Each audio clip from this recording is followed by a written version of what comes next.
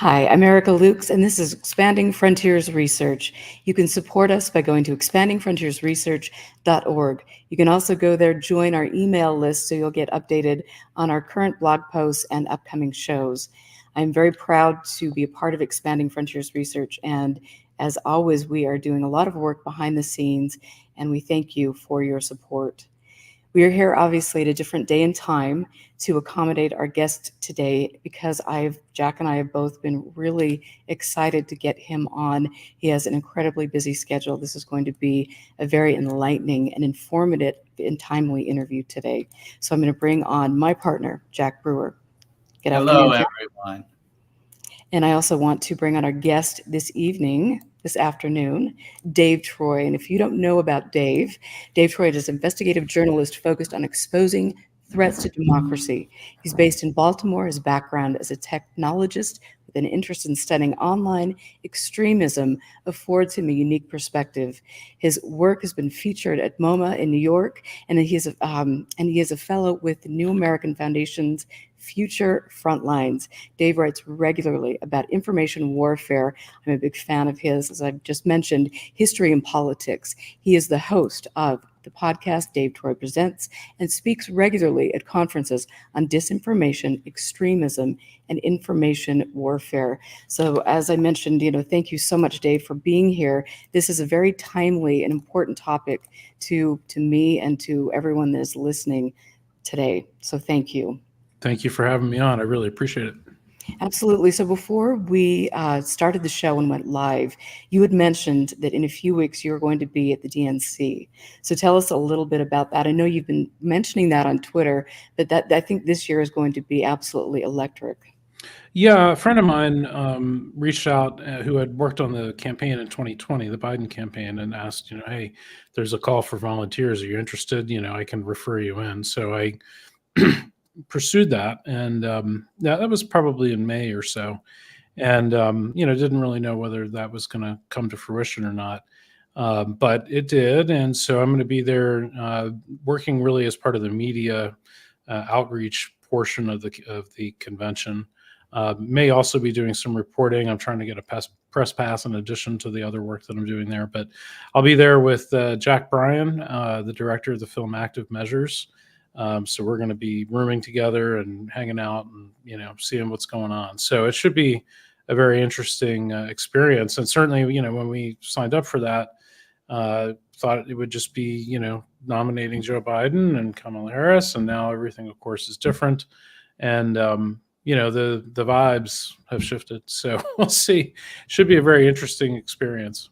It should be, and it is amazing to see how just a day can shift everything. I mean, just not even nationally, but globally. And so this is going to be a very exciting few months. I definitely feel, as do many of my friends and colleagues, that this is definitely a positive step in a direction for our country, for our democracy, for rights of all of us. And so I'm very pleased about that, and I look forward to hearing what your thoughts are after you go to the conference and during, because I'm sure I'm sure I'll be tweeting and talking, and so maybe even do a podcast episode from there if I can pull something together. But it should be interesting. And I think, putting aside the partisan aspects of this, I just think that there's just so much on the line, in terms of steering away from extremism. As I've been saying quite a bit online, this election is very much a referendum on MAGA, really, and whether or not people want to go in that direction or not. And if you really look at the numbers, the people that really represent this like hardcore MAGA point of view is like 15 to 20% of the population. People, one of the biggest lies that you hear is that, it's half the country. Well, it isn't really half the country. It's sort of half of the polling base identifies as Republican. But if you really look at the people that support these hardcore views, it's not that many people. And so I think the strategy of kind of trying to denormalize it. And I think the weird thing, you could maybe take that a little bit too far, but I think we've gone too far in the other direction of not calling out these things as abnormal. And so it has been normalized. And I think that that's very unhelpful. So it's nice to see the country kind of getting its wits about it again and steering in I think, a more stable, more positive direction that, ultimately people just want to raise their families and have jobs and, try to have some savings and have a nice life and, pass something decent onto their children, a planet we can all live on. So I think if we can kind of return to those core values, we're going to be in much better shape. I absolutely agree. And it's been a tumultuous, almost a decade now, and I know that everybody is constantly living on edge because we just never know what is going to be pulled out from underneath us next, and it will be really, I think, a much needed break and a relief from all of this extremism. And as you know, Dave, that was a part of my life, so I got to see up close and personal the detrimental effects that extremism has on specific people and communities. So I Exactly. Yeah. really applaud you for your work. Well, and I think this is a team effort. All of us kind of need to be pulling in the same direction and trying to bring things to a state where things are more in balance. Absolutely. And you mentioned that you were going to be at the DNC with someone that you worked with on a film. Could you talk a little bit about that documentary? I didn't really work with Jack on that film, but this was a 2018 documentary by the title Active Measures, which was directed by Jack Bryan. And Jack has gone on to do some other podcasts and stuff. He did the podcast called American PSYOP, which featured the story of Wes Clark Jr., as well as another podcast called Lawyers, Guns, and Money, which was really covering a lot of the stuff having to do with Iran-Contra. Anyway, Jack and I have been friends for 5 years or so. And so, yeah, he and I trade notes quite a bit and hang out sometimes. And so I did a podcast episode with him a few weeks ago when he was in Delaware. We got together and hung out at the beach and did a podcast. So, yeah, there's I think just, some really good people kind of in this orbit who are all, as you say, kind of pulling in the direction of bringing things more into balance. And Jack's film was really all about Soviet active measures as related to the 2016 election. And he interviewed a ton of people, including, I think, Hillary Clinton and a bunch of authors and, people adjacent to spycraft and stuff. So it's a great film. If you haven't seen it, do go stream it. It's Active Measures, is the title of the film, and it's from 2018. Wonderful. Thank you so much. I mean, there are quite a few good films about some of this extremism, and 2016, and then the attempted overthrow of our government. And it is interesting to go back and watch some of the footage, rewatch some of the footage, and to see people, in the MAGA movement try to deny what very plainly took place in front of everyone. And it's amazing to me that people try to say things didn't happen when we have very clear evidence that it did. So the whole thing has been really mind-numbing in a lot of Well, ways. and I know you guys do a lot of this as well. One of the things that I've been doing for the last couple of years is doing a lot of FOIA requests, Freedom of Information Act requests. And I actually have my spreadsheet open with my FOIA stuff right now. I just happen to have it. And I've done something like 925 FOIA requests to the FBI. And what I've been doing is really requesting, people that are connected to intelligence networks of one kind or another, and organizations as well. So that includes folks that are, like KGB, Communist Party USA connected, as well as folks on the right, connected in with the CIA and who might be double agents and all that kind of stuff. So what I've been able to do is to get a really good sense of kind of like what we've been monitoring, what things we knew about, what things we didn't want to know about. And the thing about, the idea that there was interference in 2016, I think it's super important that people understand that this interference goes back decades and decades and decades. It's not new. And the people that were involved in the 2016 stuff are basically ideological, and in some cases, some of the same people that were involved in various kinds of KGB related activity, in 1973 or 1985, or, we'll pick a date, and that network is represented. And, you see it very clearly in the FOIA record. So, for example, somebody like Oliver Stone, who has gone on to become a very overt, outwardly open kind of Putin shill, has been involved with these networks at least going back into the 80s, possibly going back into the 70s. And the ideas that he carries forward in a film like JFK are very much derived from ideas that were being pushed specifically by the KGB in like 1966. And we know this. This is in the record, So once you understand that there's a continuity between all of these ideologies and the information operations from, say, like the 1930s to the 2010s, it stops being so mysterious. You just see it, but you have to kind of do that work. So what I've been trying to do is to mine all that stuff and then try to present that in chunks. And I'm trying to work on a book to get some of that stuff out, but it's incredibly complicated. And, it requires a ton of digging, and, you really don't want to just be trotting this stuff out without evidence, because even though you might have a hunch, you really need documentary evidence. So, there's nothing better than primary source documents. So that's what I've been working on. Good for you.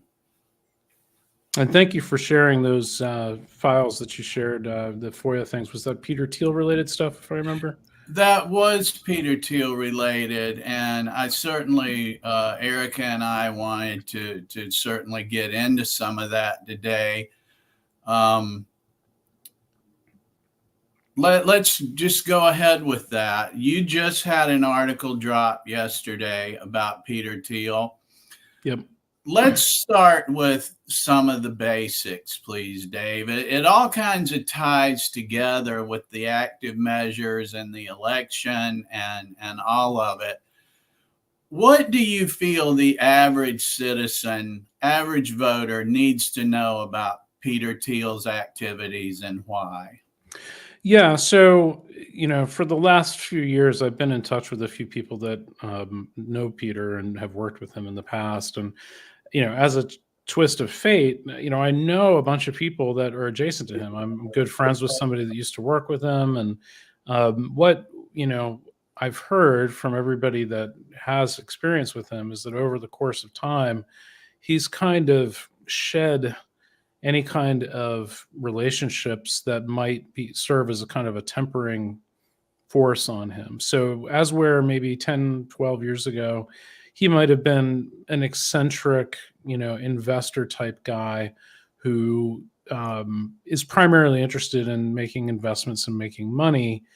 He, over time, seems to have become more extreme, letting his ideology sort of take over everything else. So he's broken up, with people that might otherwise have, kind of been more of a moderating influence. So what does that mean? So basically, what he is, he's got a few separate, I would say, beefs with the universe. One is the whole idea of kind of multiculturalism and wokeness. Now, we talk today about wokeness, but for people that are, your age and my age, you may remember that in the late 80s, early 1990s, you had kind of a outpouring of the same kind of, disgruntledness on college campuses, where people were talking about, how bad multiculturalism was, and we didn't want to, lose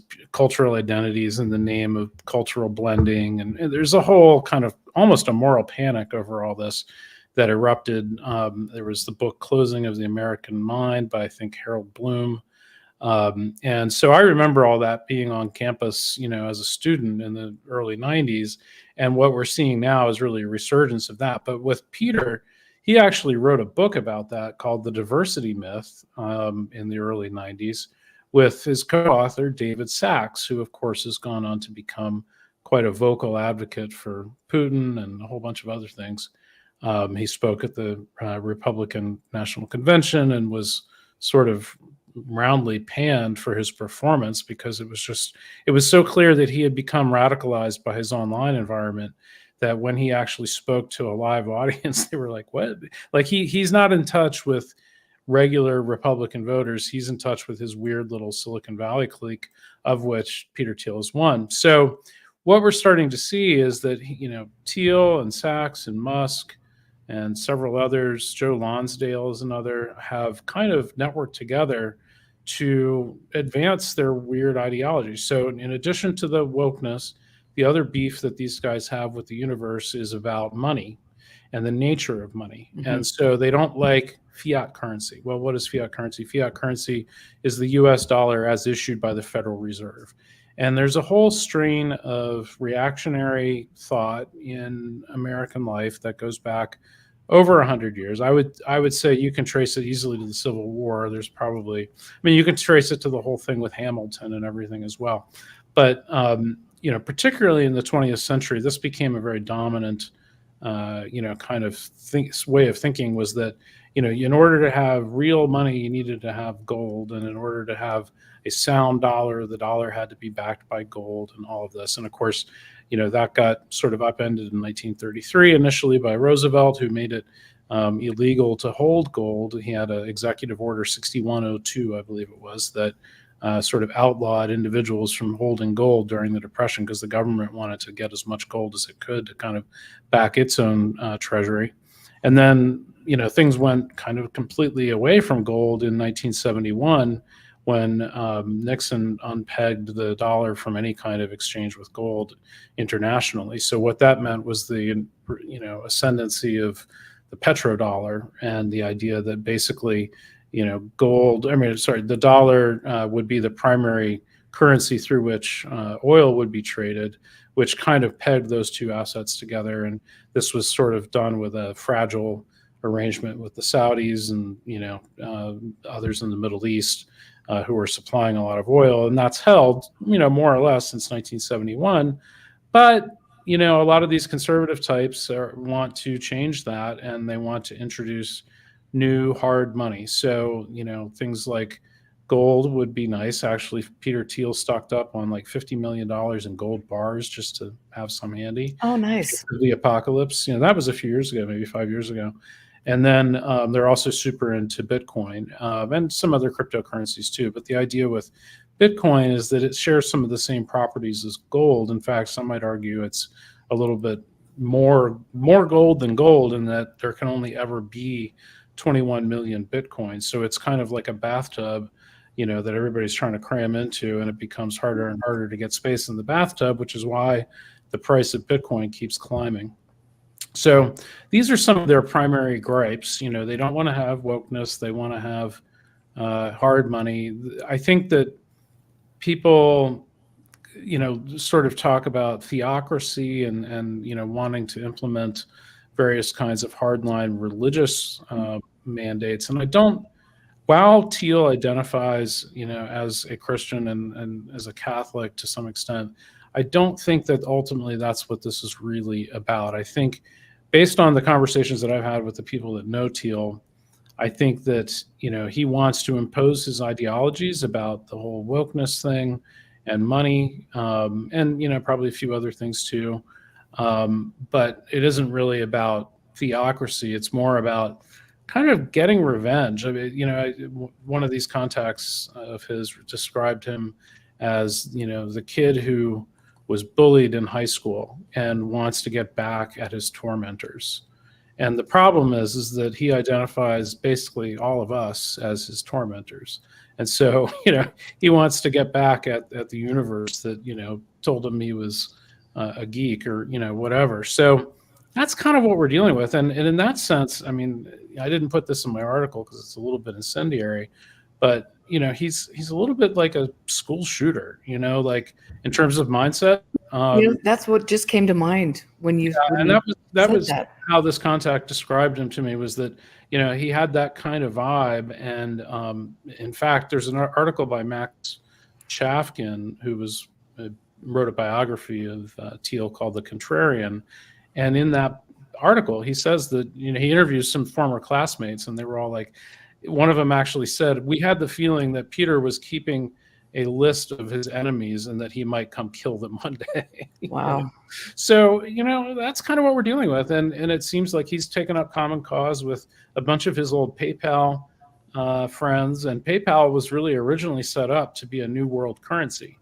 This whole online auction thing that it kind of morphed into was kind of the killer app that the world needed at that time. And so it just got really big doing that, and so it became very valuable to eBay. But effectively, they sold the company short of what they really wanted to do. So if you look at X.com, that was actually Elon Musk's company that got merged into PayPal.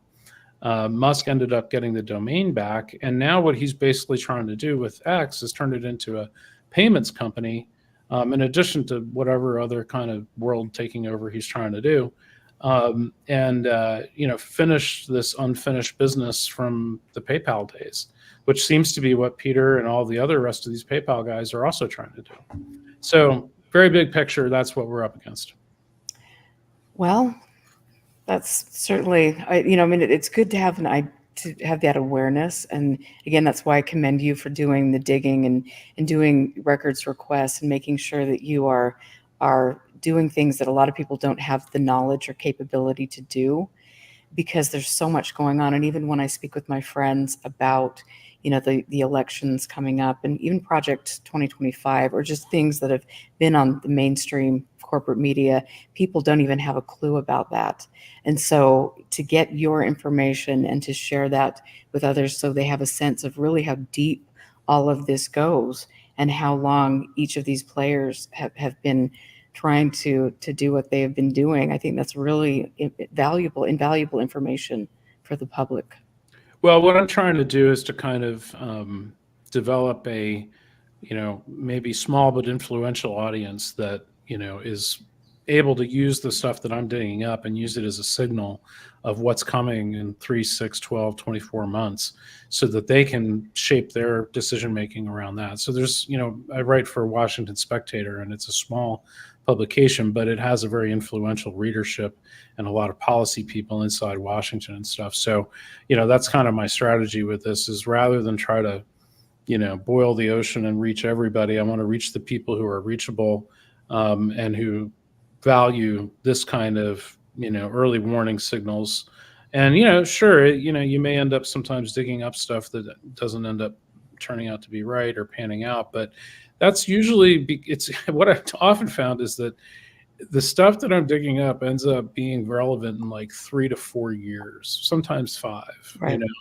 And that's kind of a long window, but at the same time, like, if you're willing to kind of tune into that frequency early and then kind of, be alert to what's happening, you find that signal actually does provide a lot of value.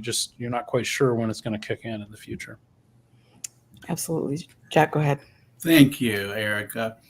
Things like that, like FOIA requests, can end up being relevant for reasons that are different from what I initially thought they were going to be relevant to. Yeah, you never know what you're going to get, Yeah, and I've talked to people about how there's a talent to even reading the documents. That there's been dumps that are, dozens or hundreds of pages, that it can take months or years for it to occur to me how different parts of it were connected together. And then, like I say, something later that I thought that I didn't realize at the time it was referencing.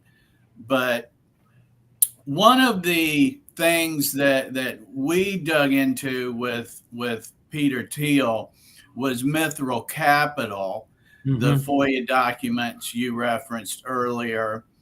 And that was because of the content you graciously provided us for an earlier article on cryptocurrency, and how there were people in, of all things, the UFO community that were simultaneously promoting UFO stories and what we might call unsecure investments, questionable investments, cryptocurrency, and things like that.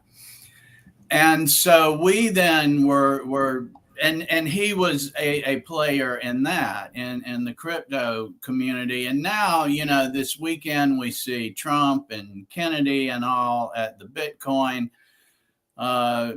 You have been looking for a while at the gold standard and how that played out with fascism in the 20th century and forward. In your estimation and your research, what are we seeing happening here between cryptocurrency and the debt ceiling and these important topics you often write about, Dave? Yeah, well, it seems like there's a lot of kind of converging sort of rivers of influence, I guess I might say. As you mentioned, there's Peter Thiel, who has actually been involved with aspects of like funding the UFO stuff. Like there's a conference called Hereticon, which is, I think, he's sort of designed to find people who are contrarian thinkers. But Mhm. one of the ways you can be a contrarian is to be super into UFO stuff, and so it's kind of this big tent for people on the outside to some extent. But it's got a very heavy tech, also a very heavy psychedelics focus. Of course. It's kind of like these things tend to travel together for a variety of reasons. And, one of the things that we find is that there's a lot of this kind of activity, in various kinds of disinformation operations coming out of Russia. For decades, there's been a fascination from the Russians with, say, you know, purported German UFO programs and Vril and the Foo Fighters and all that kind of stuff. There's a broad overlap there, and what we're starting to see is that all these things are kind of coming together at once, which is never great because it signals that you may end up, if you have a bunch of little waves kind of building together simultaneously, you may end up with one big wave that actually has a big impact. And that's kind of what I've been watching for, is like, to what extent do we see that happening? So you mentioned the debt ceiling. Obviously I mentioned before about fiat money.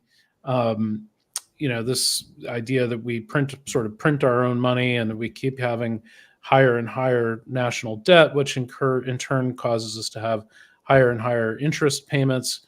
This doesn't sit well with these gold bug types. And to be fair, like, we probably should do something about the national debt. And I think we don't necessarily want to balance the budget, because that means we're not basically betting on America's future. But we maybe could do a better job of not having as big a deficit and paying down some of our debt. So that aside, what it seems like we may end up having a situation occur is that we've been pushing the debt ceiling up every 15 to 18 months for the last few years. And indeed, for decades, we've had to, there was this idea of the debt ceiling wasn't introduced, I forget in what year, but it's several decades ago. And basically it's a law by Congress that says that the U.S. debt shall not exceed a certain level. And in order to have it be at a certain level, Congress has to pass a law authorizing that. So, all right, in January of 2025, we're going to hit that limit again. And basically what that means is that if Congress doesn't pass a bill to increase that debt limit within a certain period of time, which tends to be somewhere between a few weeks and a few months. We went through this in 2023, and we ended up functionally with about 5 months to work with.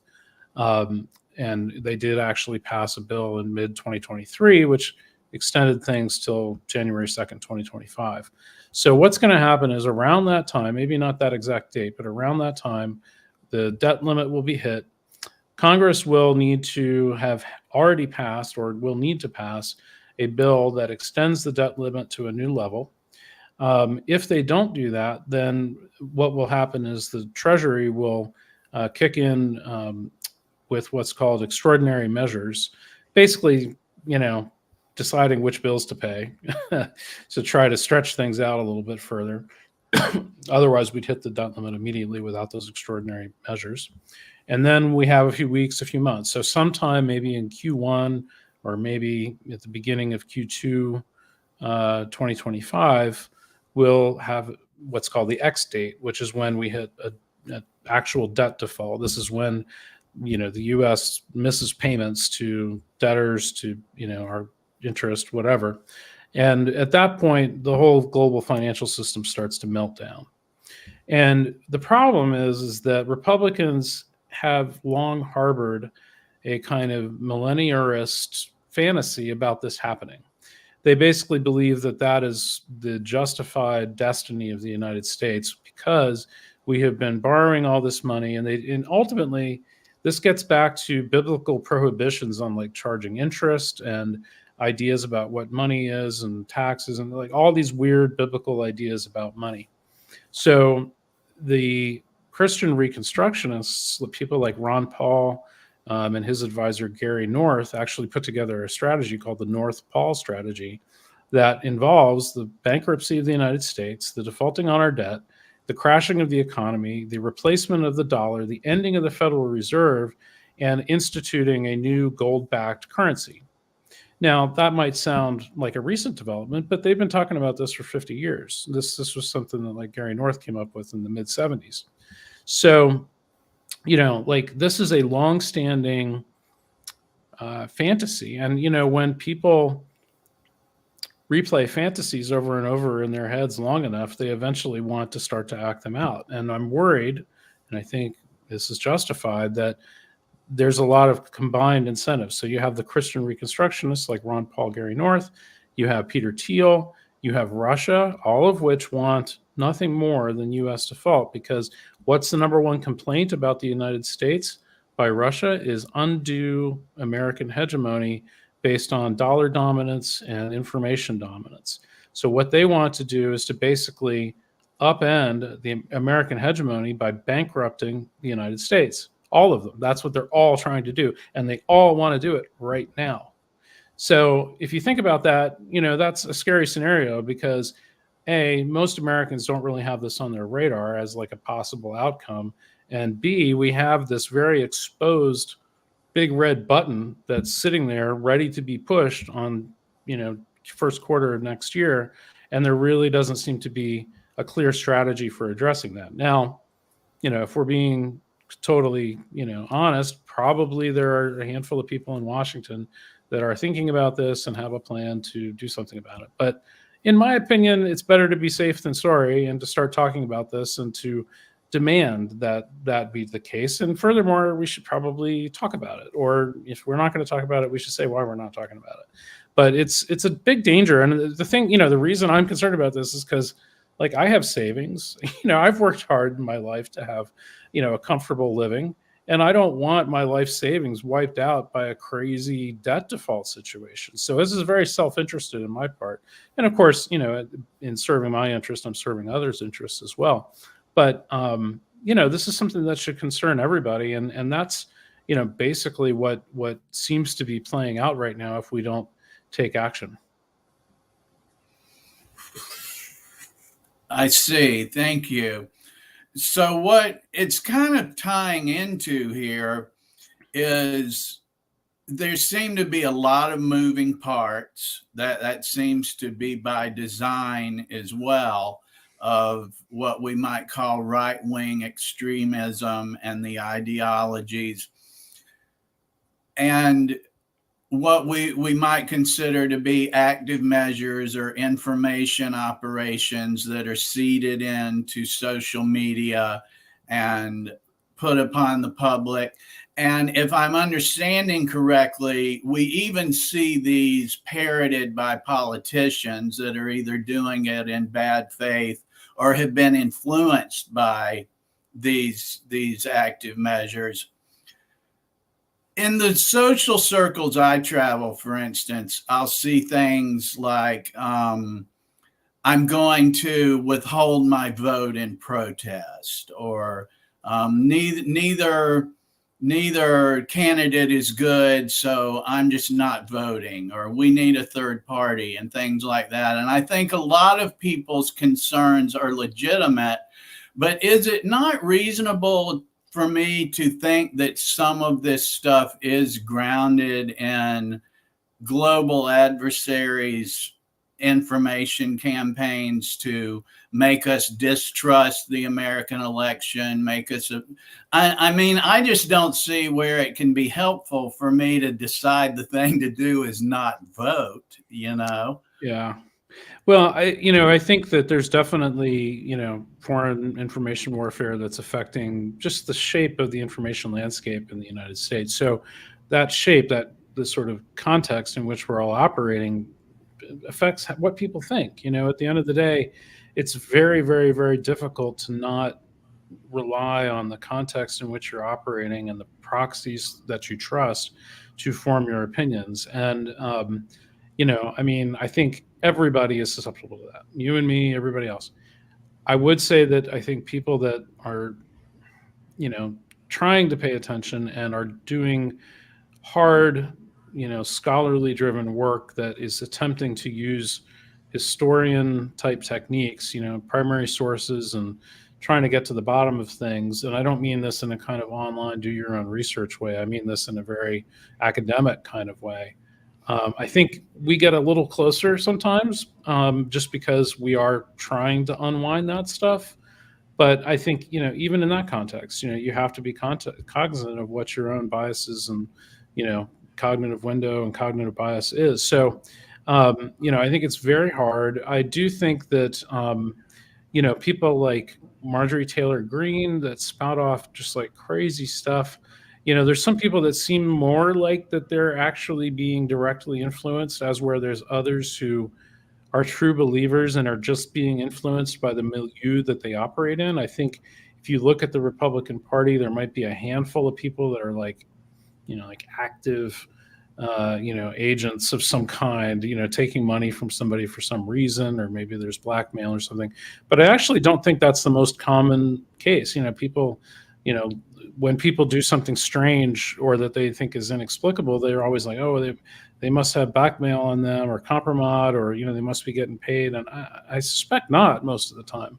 I think it's just once you establish an ideological pocket that people can kind of operate in, and they kind of have an oxygen chamber where they can hang out together and feed each other lines and self-reinforce with whatever chunk of the public they can find that agrees with them, then they're off and running all on their own. You don't need to feed or water them anymore. They're self-sustaining, So, I think we may overestimate a little bit, the idea that there's active agents, but at the same time, I don't think you need that many to create a lot of noise and chaos. And, a lot of the magic of, I think, this moment for the extreme right is that it's really just feeding and nurturing strains of thought that have been present in American society for 100 years or more. And so if you're smart about it, and this is kind of what I've been trying to do on the other side, is kind of reverse engineer this to, effectively psychological operations are really just about segmenting out the population and finding distinct chunks of the population that will respond in a certain way, and get them to behave in a certain way, or to, sort of present themselves in a certain way. And what you're in effect able to do, if you're smart about it, is you can play a society like an organ. If you properly segment out the society, you can hit them with payloads that then make them act a certain way. So the thing about it, though, is that works both ways. On the one hand, you can use it to nefarious ends, but on the other hand, you could use it to foul those nefarious ends. So I think one of the interesting things that we're seeing right now with the Harris campaign is that they're doing a really effective job of finding slices of society, whether it's white men or Latinas or, black women or whatever, to sort of speak up and say, hey, this sector over here we represent. And what that tends to do is to demystify the idea that, the extremist side represents like half the country, and to show that there's just all these factions that actually aren't down with any of that. Right. So I think, there's a lot of promise there. And, I think it's a fraud environment, to be sure. But I think when the going gets tough, you got to kind of learn to play the same games and do so ethically, but, limit the effectiveness of the bad guys. Absolutely. And so, I love this conversation. When you look at Peter Thiel, and I want to go back to, you mentioned some of the groups that he was involved, the conferences that he was sponsoring. To give us a little bit more information about that, and also why would, say, a conspiracy mindset or the UFO world be an attractive target for people that have agendas like Peter Thiel? Well, you have to remember that one of Peter's, obsessions is the idea of kind of being a contrarian, like literally one of the questions that he would ask people and, on his team or people he'd meet is, what is something that you believe strongly that no one else does? And the reason that he would ask such a question is because if you come across somebody that really believes something strongly that no one else does, and they turn out to be right, then, if you're talking about a business or something, that could be a very lucrative bet, right? You're talking about somebody that maybe the odds of them being right are 1,000 to 1 or something. But if they are, then the payoff is huge. So from an investment kind of standpoint, that's not a crazy thing to, be interested in. So what he kind of has done, though, is to turn that from being just an investment thesis or a filter for his VC fund to being more of a filter for finding people that he thinks might be useful to advancing his broader societal view. So, for example, at this Hereticon thing that he funded, you have a bunch of people, who are interested in psychedelics and UFOs and nuclear energy and, body modifications and weird foods and, just weird stuff. Mhm. And I mean, I'm all for weird stuff. I mean, at the end of the day, that's kind of the beauty of America, right? Is we Right. have this beautiful, diverse, pluralistic society where people can be themselves and do whatever they want, and that's fantastic. But he was kind of using it as a top of the funnel for a radicalization pipeline to some extent. So also like the effective altruism stuff is represented in that network. Just weird grab bag of stuff, and when people start to spend time around each other and there's an incentive for radicalization to occur, you end up actually radicalizing people. And so I think that's sort of where that was going. Now, I don't know whether that particular conference is still going on. I haven't looked recently. It was probably a year ago I last looked at it. But, but there's other things too, like Balaji Srinivasan, who's a friend of Peter's, did a conference last October in Amsterdam, which I attended, called the Network State, which is all about basically upending nation states and replacing it with people who want to form their own country on the internet. And the idea would be that you would be a citizen of this networked state, and then the networked state would have a treaty with other countries, real countries, to allow them to travel freely, and you'd have like a network state passport. And this is sort of an abstraction, but the idea is that they really, really want to upend nation states. And so that kind of is its own contrarian idea. Now, one thing I'll point out about something like the nation state or the network state conference, as well as the Bitcoin conference last week, was that they're overwhelmingly male. And I imagine that's true at the Hereticon thing too, although I did notice a little bit more female participation in that. But, when you go to these things, it is like, how, at a normal event, like the women's room has like a long line and the men's room has a less long line, or if it has any line at all. At these things, the line for the men's room is like 80 billion people long, and the women's room is like nobody. I saw it. I'm not sure if you posted that, but I did see a photo of that on Twitter. Yeah. So. And it was the same deal at the Network State Conference. And so, having been in tech for a really long time, I know that this is a phenomenon that occurs with like early tech stuff. And it's not totally fair to say that it's like, because it's sexist or won't ever have any appeal to women. But a lot of times this, there's two cases that it could be. One is that it's early and the women just haven't shown up yet. The other case is that this is weirdly male stuff that appeals mostly to men. And I think that may actually be more the case with this. Because there's actually, Bitcoin and whatnot's been going on for, 10, 12 years. And, it really hasn't managed to attract an audience that's very balanced yet. It's still super hyper male.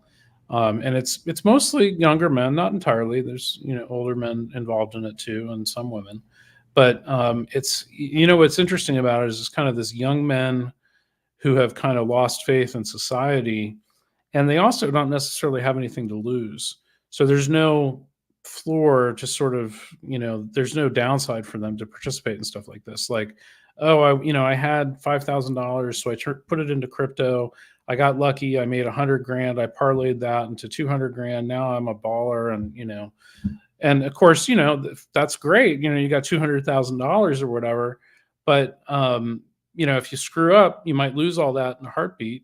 And that's not really a position that most people that have some kind of actual savings or something want to get into. They want to just get reasonable, steady returns over the course of a long time. That's how you build real savings and wealth potentially.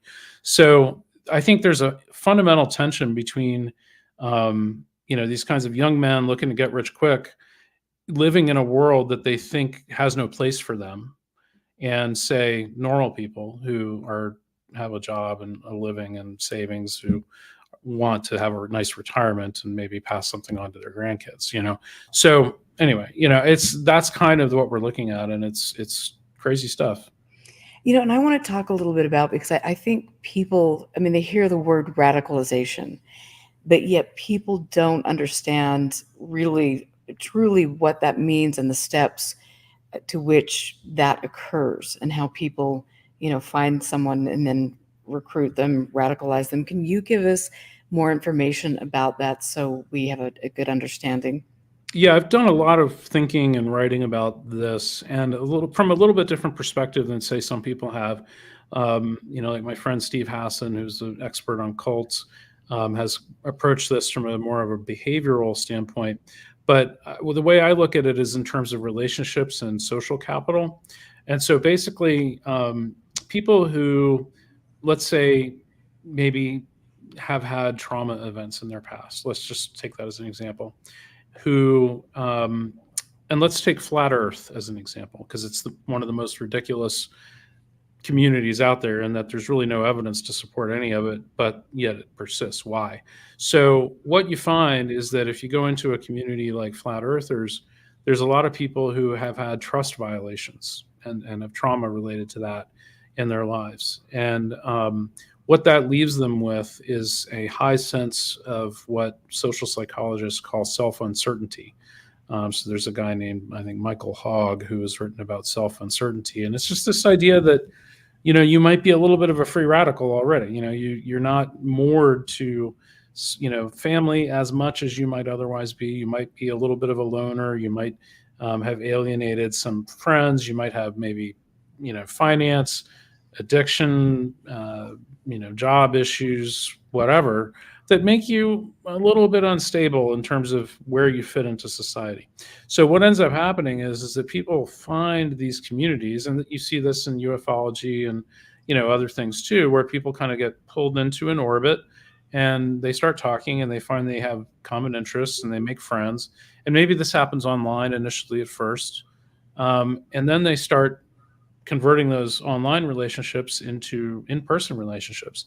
So there's a good documentary on like the Flat Earther community, where they're all getting together and they all hang out and they're all friends. And, all of us that have participated in, edge communities, whether it's computer nerd stuff or ufology or science fiction or, whatever, there's, this experience. You've got people who have a bunch of shared interests. They're a little bit funky. They get together, they make good friends, and you sort of have your conference friends. Well, normal people just sort of take that as like their hobby, and it's like no big deal, and they're healthy and it's fine. The Flat Earthers and people that are sort of more subject to being radicalized start getting to the point where this social relationships define their identity. It takes up all of their energy. It becomes their full-time job practically. And then you get into like interpersonal beefs between different people in the community, and it becomes a whole thing, right? So the process of going from being sort of loosely knit in a community to being tightly wound inside of a community is really where this idea of radicalization occurs. And the formulation that I've come up with, which I think is valid, and I'm trying to get this more fleshed out, but it's the idea when the values of your in-group, the group that you become sucked into, outweigh the values of broader society. So you're more concerned about stuff going on in the in-group than you are in the stuff in broader society. Now, that doesn't mean these people are going to be like bad citizens or whatever, but if the group, let's say the group isn't Flat Earthers, but is like the mafia or a gang or MS-13 or whatever, then that maybe is bad, because the mafia is going to be like, oh, well, now that you're part of the group, I'm going to need you to go hijack a truck or, kill somebody or, whatever. And that becomes a societal problem. And, cults work the same way. And if the cult is about doing harm, then those people are radicalized to do harm, and that's bad. So one of the things that Steve Hassan came up with, and I suspect others, is that one test for whether something is a cult or not is how easily you can leave.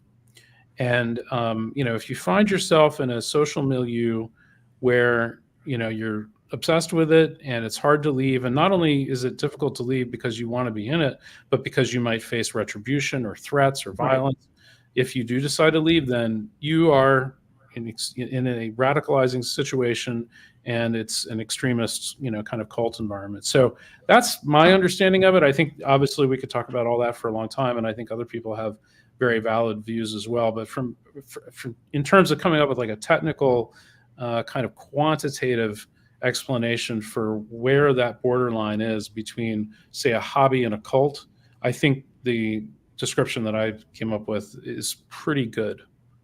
Thank you. I really appreciate that because people don't give that enough credit. And I think especially, as I've watched in the UFO world, people don't give, people, even historians, UFO historians are discrediting the importance of the subject, of the data mining, of how that can be used to push people into specific, directions, potentially radicalizing whole groups of people. And that has always kind of bothered me, that we discount the UFO or conspiracy world. And I think that we've done that for far too long. And now that's something that's kind of rearing its head and biting us in the rear end because we haven't taken it seriously. Well, and if you think about what I said about psychological operations just really being a matter of segmenting the population, this is a segment of the population, right? This is people that are interested in this. They're sort of, dreamers, believers. They want to believe, they maybe have had experiences that make them believe.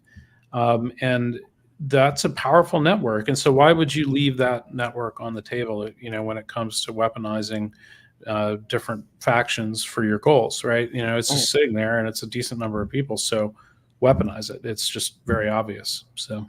Right. Thank you. I appreciate that. Because like I said, I know Jack and I have tried to speak out about that many, many times, over the years. And I think now, as we watch kind of the fever pitch that we're moving, in our country towards, or we're at right now, and we see, Luna and Burchett and all of the people, Corbell and that whole group of people front and center with a lot of these,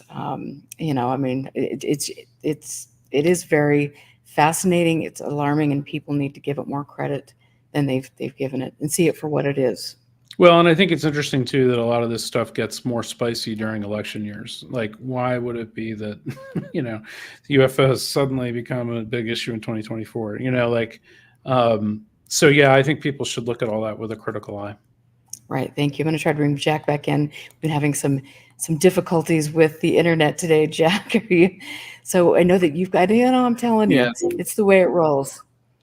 So do you have any? Thank you for your patience with that, and thank you for your patience with that. And I have been able to hear your comments, Erica and Dave, and I very much appreciate what Dave was saying about emotional trauma and the way that untreated trauma can be confused for various things that turn out bad, and how it can be manipulated. I think in that way, we see a lot of that, as Erica is saying, in the what we might call the fringe communities, the paranormal communities, that, as Dave was alluding to, it turns into more than a hobby and just folks you see around or you chat with now and then, and becomes some life mission of the core secret group has got to out all of this stuff. And just continuing with these same lines, I've noticed people in chat today have concerns, and I'm seeing concerns on social media about, I had mentioned earlier, distrust in the election process. And some of that seems to be seeded, where other aspects of it seem to have legitimate concerns. Like, what is your take at this point, Dave, on I'm seeing concerns expressed that no outcome for the right-wing extremists will be acceptable other than a victory. So how are we to deal with these concerns we're seeing about certified elections from state to state and what seems like I mean, I'll be polite and say a potentially compromised Supreme Court? Yeah, no, I mean, these are really dangerous concerns, and I think people are right to have them. I have not done, as much analysis on that side of things as I have, looking at some of these things like the debt ceiling. And I know that there's others that have, so I, rely on their analysis to some extent. But, I think one of the things that we need to think about is, what does the day after election day look like in terms of, what the vote totals look like, what the electoral college looks like. I think, one thing that would be helpful, if it goes this way, is to have an overwhelming margin of victory on the side of the Democrats, so as to kind of remove any popular legitimacy to the idea that the election was close. We didn't really have that in 2020, or at least it wasn't overwhelming enough. So I think turnout is going to be a big issue for this election, and I think that should really be driven home. The other thing is that while people have all kinds of hypotheses about how what polls mean right now relative to the election, I am of the opinion that the election itself is going to probably look different from the polls, and that's really because what we've seen over the last few elections is that the turnout keeps getting higher. Well, if you do the background research onto why turnout gets higher, it's because we are more polarized. And the reason that people vote when they're polarized isn't because they want their candidate to win, although a lot of people do, and they're happy to vote for that reason. It's because the fear of having the other side win it actually creates a really terrible feeling in people. And the reason for that is because people's social identities, their group identities, their all the things that make them have started to overlap very highly with their political identity. So for example, if you live in a blue city, which almost all cities are blue at this point, you probably are going to vote Democrat. And so the idea that when the other side wins, all of your identity variables get negated is a terrible feeling. It's like social death. And in general, people don't want to feel like they've died. So that tends to motivate them to vote very, very heavily. And so I think that we're going to see very high turnout. I looked it up the other day, and turnout in 2020 was around 66% overall. I wouldn't be surprised to see that hit 75% this time. Just because the stakes are so high and everybody's so additionally polarized, even over where they were in 2020. So, if we see those kinds of turnout numbers, then, we really don't know how this is going to play out. Like, that's different from what the polling results might indicate, right? So, to the extent that Democrats do a good job of instilling fear of the other side winning in urban and suburban areas, and the areas that I've identified are 700 people per square mile and greater is probably the good target area to make gains in the suburbs, but also goose your turnout, because there's already a lot of Democrats there.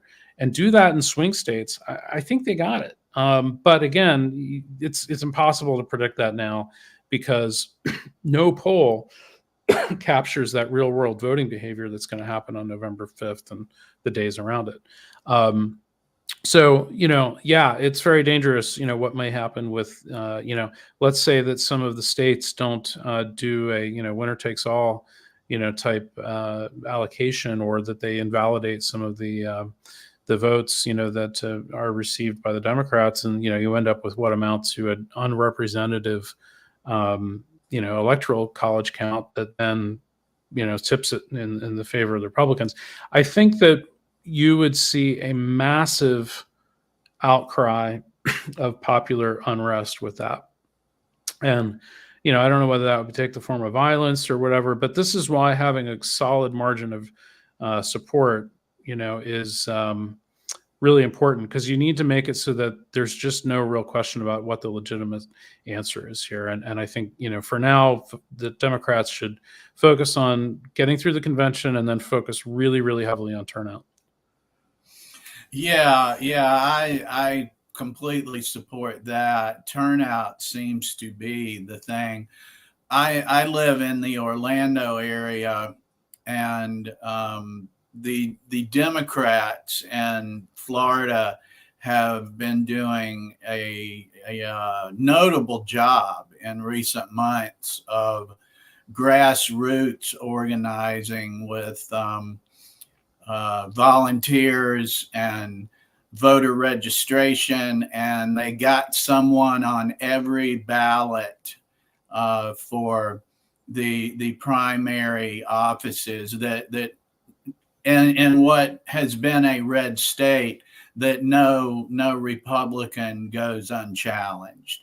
Yep. And whatever one's political inclinations may be, what I observe from that is that is organizing that's not just some kind of grandstanding or emotional hype, but that has long-term sustainability, that you're getting coalitions in place from county to county to get people on the ballots and get support for them.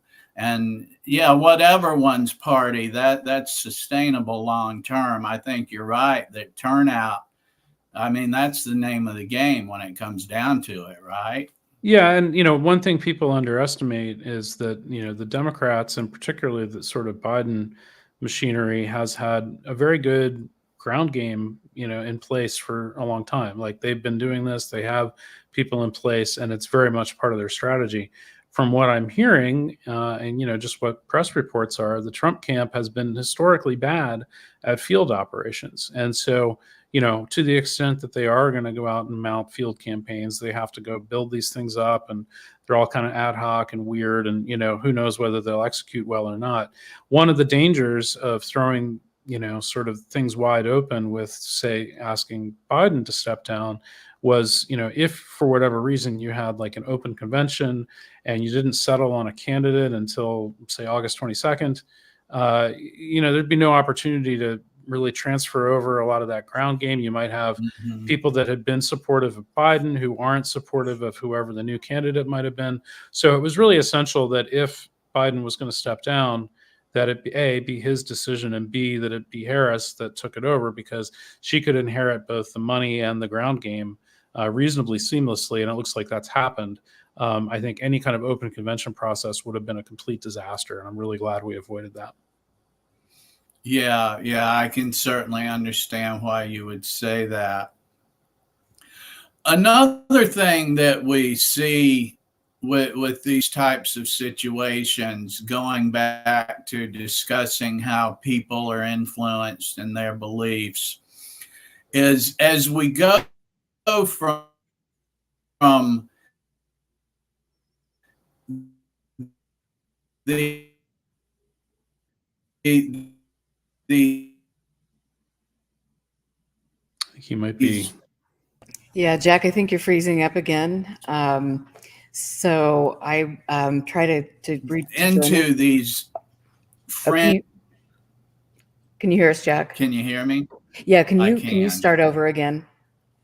Of course I can. Where I was headed with that, Dave, is in these different fringe communities, one of them being the UFO, the UAP, that made its way into significant aspects of Congress and the political landscape.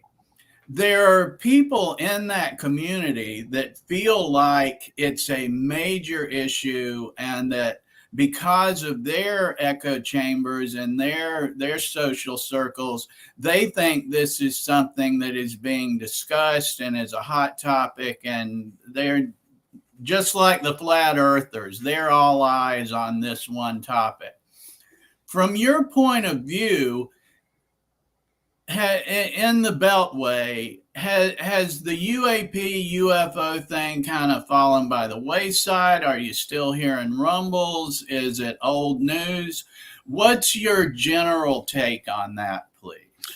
Yeah, so I've been, as you know, kind of keeping an eye on that for the last few years, and you know, from my perspective, it seems to me as if most of this is an information operation that comes out of, say, like the networks connected to like the Institute of Noetic Sciences and Project Stargate and Danny Sheehan and a lot of these old timers from the 70s who kind of first pioneered a lot of this stuff. And what we're seeing now, and the reason I keep an eye on it is because so many people in that network have ties to both the KGB and the CIA. And what's going on there is very difficult to parse, and it's not entirely clear, and we may never know. But point being, it sort of doesn't matter until it becomes a legislative issue. And so what kind of got my hackles up was when they started injecting stuff about this into the National Defense Authorization Act a few years ago. And each year, people like Sheehan claim to have been writing chunks of legislation that have been injected into these laws. And so the current NDAA has a provision in it where come October 18th of this year, they're supposed to release all this stuff, as you know, from the last 50 years, including like Roswell, or actually everything since before, like, 20 years ago or something. I forget what the exact designator was, but it would include stuff like Roswell and all kinds of things that are alleged incidents that are supposed to be in the files. And when those files turn out not to materialize, or there's nothing there that they think is valid, then the way that the law is written, the president basically has to say why they're not releasing this stuff. So this basically sets them up for a "have you stopped beating your wife yet" kind of moment right in the middle of the election, which is just not cool. Like, that's not a great tactical risk to be like taking on. So from my perspective, that's a risk management situation of just like, be aware that this could become a story. Now, whether or not it'll actually materialize and how it might have been used, I mean, the thing about it is that in this particular election, you have, say, like RFK Jr., as well as, Trump potentially, who seem to be more or less on the same page. And they're both funded by Timothy Mellon, who seems to have hooks into some of this as well. And so it raises the question, this is a possible thing that could be brought to bear. And if in a tight election environment in late October, there was some kind of purported, UFO surprise or lack of it, then that could be something that would piss off a percent of people, which might tip the election in the wrong way. All based on nothing, So I really don't care about fringe stuff as long as it kind of stays out of the official, circles of Washington. But when it starts getting into the National Defense Authorization Act, to me, that's a problem. And, what's even more disturbing is that you have, relatively mainstream politicians, people like Marco Rubio and Chuck Schumer and Kristen Gillibrand, and there's a list of them that are like into this. And I'm not entirely sure why. I think some of them might just be, sort of curious and trying to be responsive to their constituents, what have you. Some of them may be true believers. I don't know. But, I think it's something that we have to keep an eye on, because it's actually in the laws. And, to the extent that stuff in the laws is legitimate and can be used as an information weapon, we have to be cognizant of it. Yeah, it's kind of like at some point, some consultant managed to convince a congressman that he needed to start talking about it. So he or did. A donor. Yeah, I don't know. Yeah, donors. You kind of wonder why. From our perspective, or perhaps maybe more aptly from my perspective, in recent years, going back 2, 3, 4 years, I'm seeing people that Erica interviews on her YouTube show dropping Peter Thiel's name. Yeah. And these are like UFO interested academics that are saying they've been at his gatherings. They were invited with such and such a researcher to his party. And then, just some cursory FOIA requests and article reading. And I'm like, this guy that's being reported to be an FBI informant and his capital fund is getting investigated by the SEC and the FBI is leading UFO researchers to believe he wants to put money in their startups.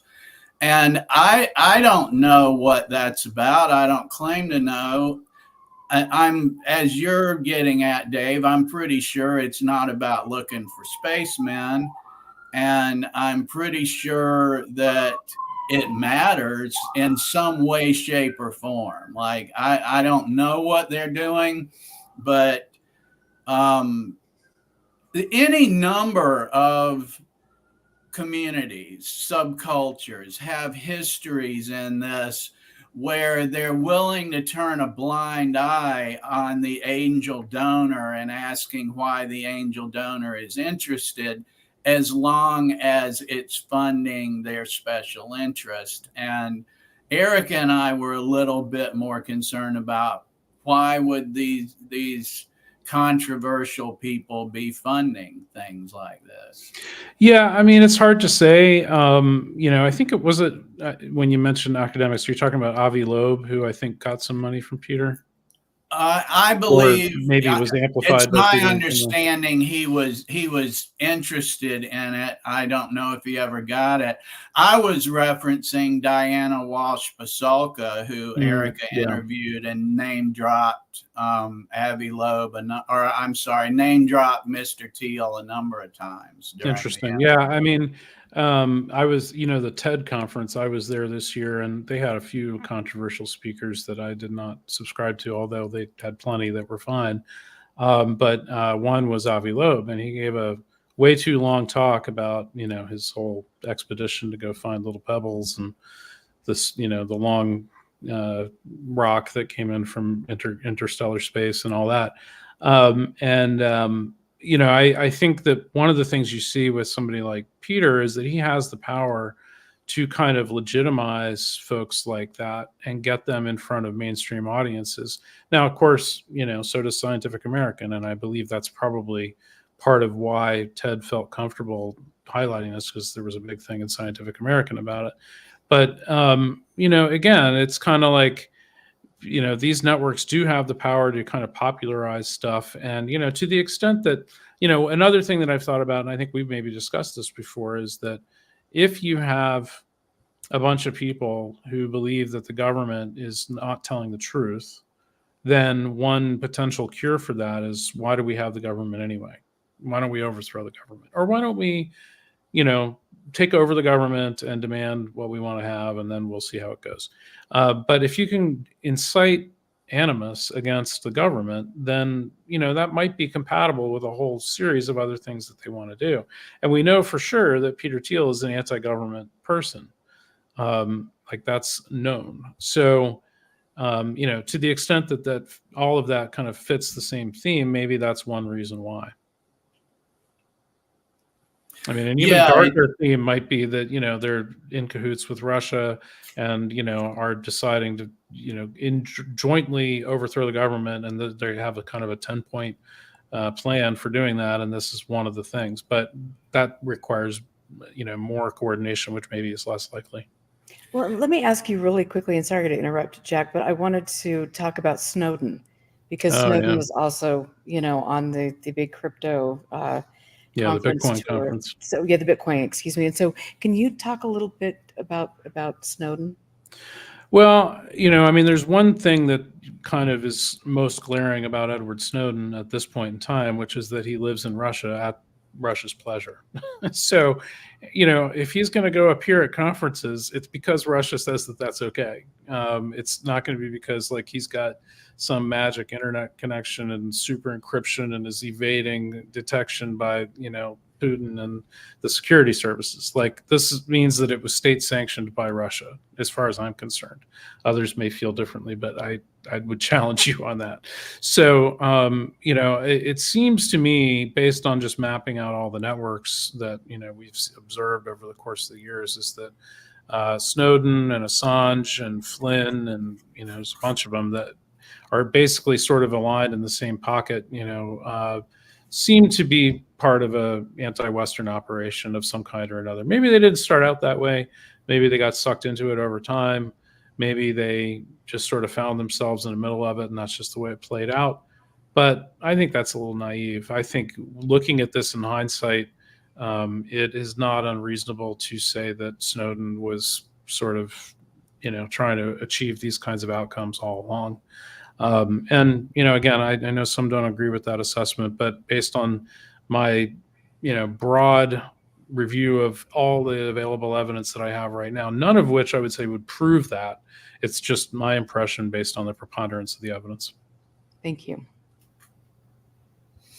Yeah, the Snowden story is one that really challenges my bias, because I really want to believe that it was a heroic series of actions. Yeah, and the I more wanted to believe that back then, but yeah, the more I learn about it, the more I question, well, why didn't he this and why didn't he that? Yeah, and why did he end up hanging out with these specific people? Why did those people take the arc that they took? It's just too hard to believe at this point that he was not intending to achieve this outcome. Yeah, and you were saying about the bad actors or questionable actors that fund things like UFO research, that the common denominator from one player to another is distrust the government or undermine the powers that be. We did FBI FOIA request on the Galileo project, Avi Loeb's pet, and it did return some responsive records. And this kind of circles back to sometimes you're not really sure what you're looking at till later. It's an FBI communication about the general project, what the project principals state they're doing, who they are, how much money they've raised, and it's not clear why the FBI is looking at it. Yeah, that would be my main question in looking at that file is, what's your interest in this? Were you asked to investigate it? Is this a counter intel thing? Like what are you looking at? Yeah. I was going to say, I'm sure you and some listeners as well have some pretty good ideas why the FBI might be concerned about millions of dollars getting transferred around for people to supposedly be using, or they're saying they're taking photographs and examining materials and things looking for an extraterrestrial footprint. But as our research has shown, these kinds of things go back decades and decades of Harvard's astronomy department being under investigation from the FBI. And that was a huge hotbed of communism. Harlow Shapley at the observatory. I think I've kind of determined, based on my 900 some FOIA requests, that Harlow Shapley is like the ground zero of like so much stuff. He was involved in every CPUSA front organization that there was in like 1953. It was amazing. So yeah. Yes, indeed. And his statements were used, disseminated by NICAP, the National Investigations Community on Aerial Phenomena, as supposedly indicative of academics being pro-UFO and pro-interplanetary space travelers were visiting. And yeah, I mean, this stuff has a history. And there's times I feel kind of like I stumbled into it through the UFO stuff, but then the UFO stuff kind of falls by the wayside in this bigger picture that brings me to the work of people like you and the things that I see you doing. Yeah, no, and I feel the same way. I started looking into some specific disinformation networks, maybe 10 years ago.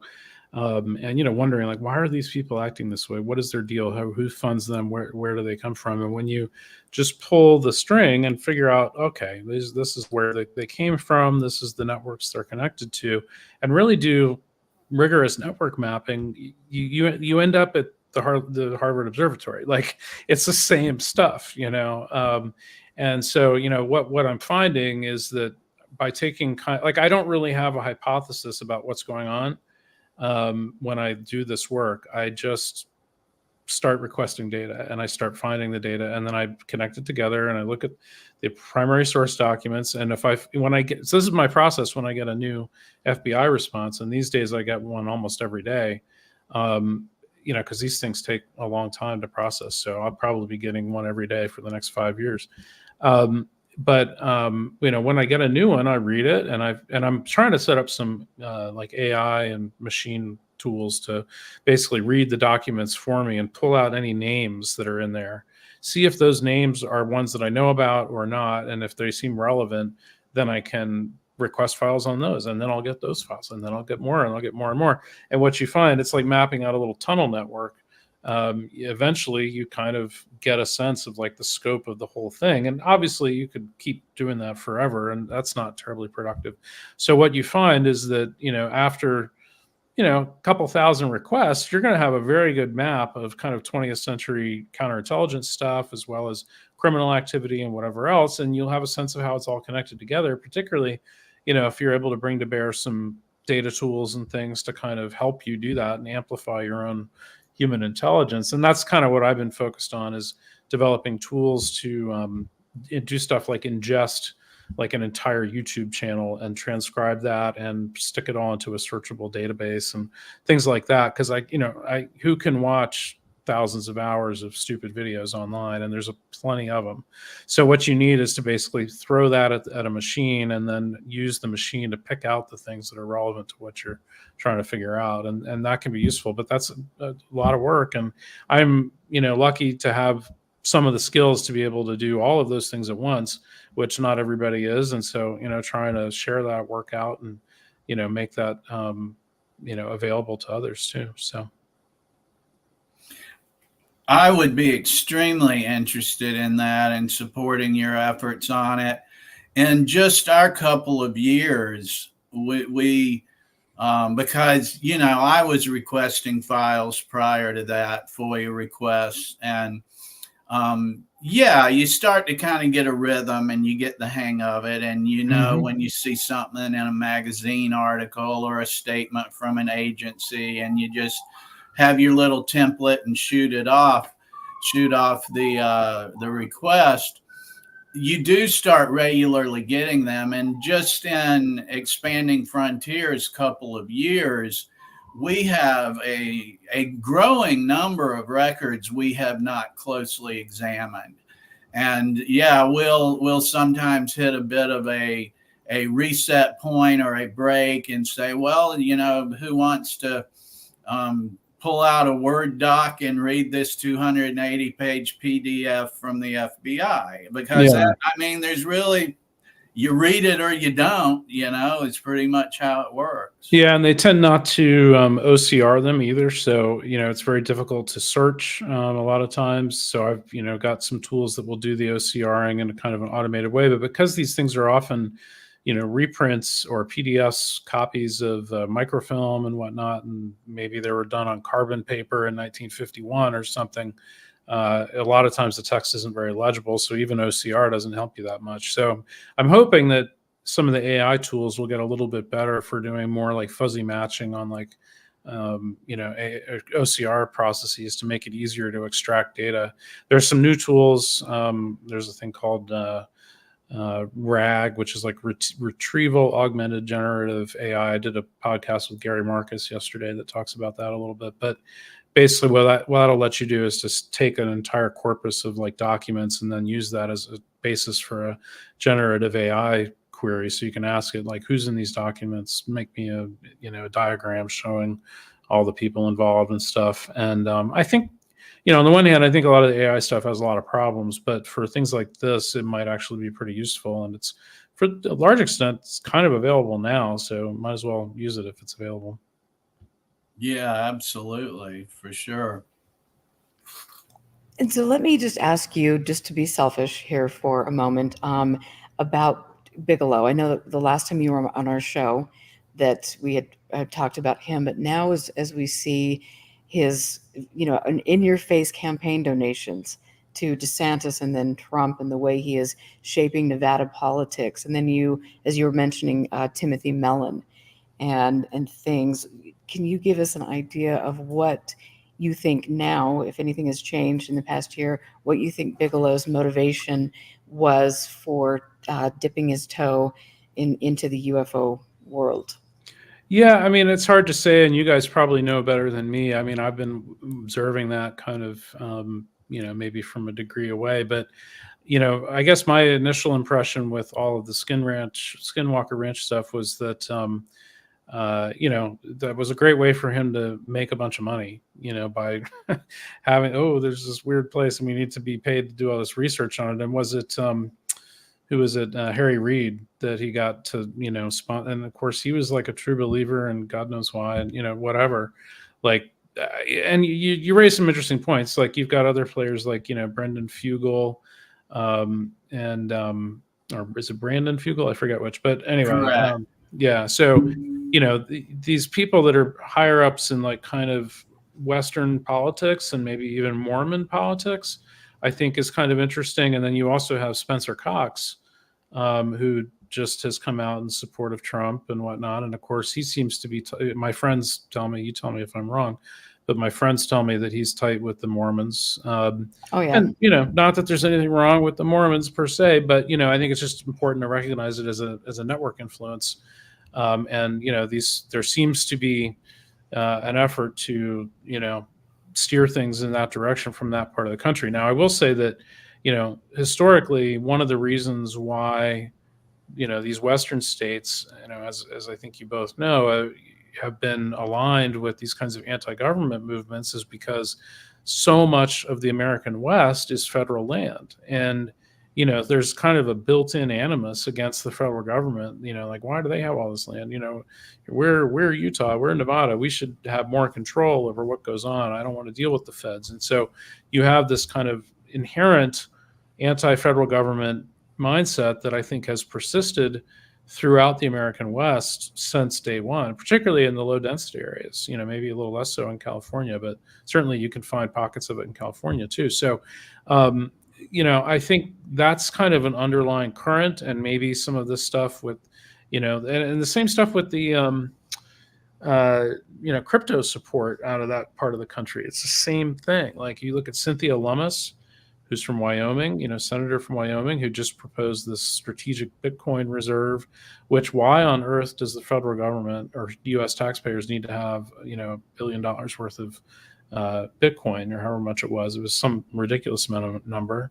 And, again, the whole idea that, like gold and silver and Bitcoin and these like anti-dollar kind of campaigns, most of them have their origins out west, and there's a bunch of different examples of that. There's companies that have issued certificates that are supposed to be exchangeable for gold and silver, and there's been efforts to make, like Jared Polis, who's a Democratic governor of Colorado, he's introduced legislation to make Bitcoin valid for paying your income taxes, state income taxes. Right. And like, not cool, but again, the reason it's coming out of that part of the country, I think, is this built-in anti-federal government bias that has just persisted there. And maybe some of the stuff you're observing with Bigelow and Fugel and, other politicians in that area, even Reid, could be related to that.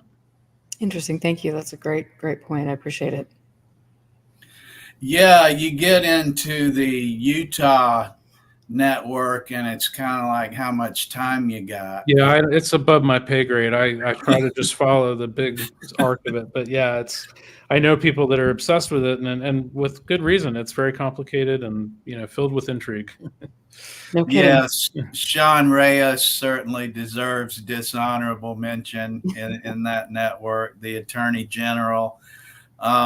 One of the places it led us, with the